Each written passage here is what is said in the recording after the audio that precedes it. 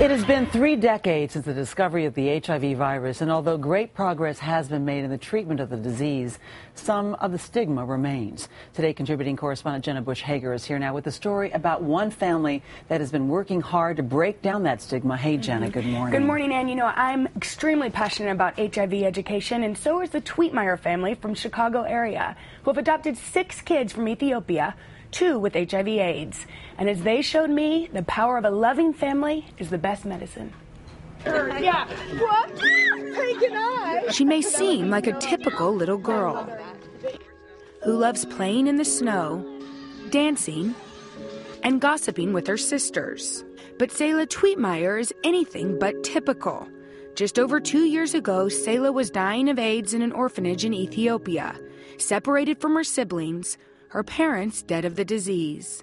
When I was in Ethiopia, the doors opened up and it was 2 social workers bringing in this beautiful little girl. This child was devastated, you know, just really sad and frightened. You just could read it. Carolyn Twietmeyer returned to the U.S., still thinking about the little girl in the orphanage. She knew her family could offer her a better life. I kept thinking about her and praying for her and checking up on her, and 6 months later I had found out that her health was declining and that no one had ever inquired about her even to adopt her. Carolyn went back to Ethiopia to adopt Selah, but Selah was now too sick to even survive the long flight to her new home. She needed a blood transfusion, and with a shortage of blood in Ethiopia, there was little hope. I saw her, and she was, at 11 years old, she was 32 pounds, and she had just shrunk down to nothing. But Selah was everything to Carolyn, who offered to donate her own blood. Miraculously, Carolyn was a match. It was finally time for Selah to go home. Selah, tell me what it was like when you first came here. I saw all my family. Everybody started to give me hugs. They showed me around the house. It was really cool. I was really happy.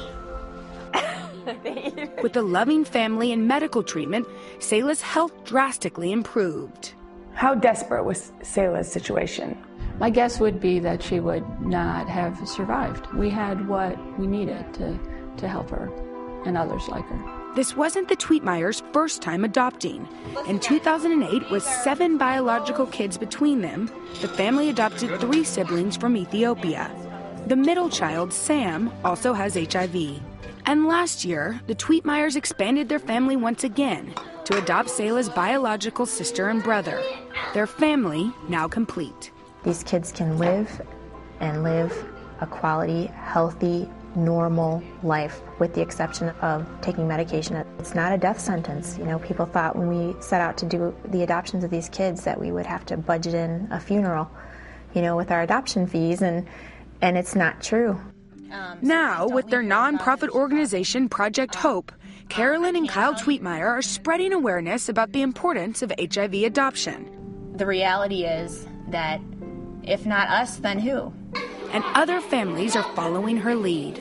We're waiting for embassy approval to return to Ethiopia to pick up our first child. We adopted 4 girls HIV-positive from Ukraine, got home in October.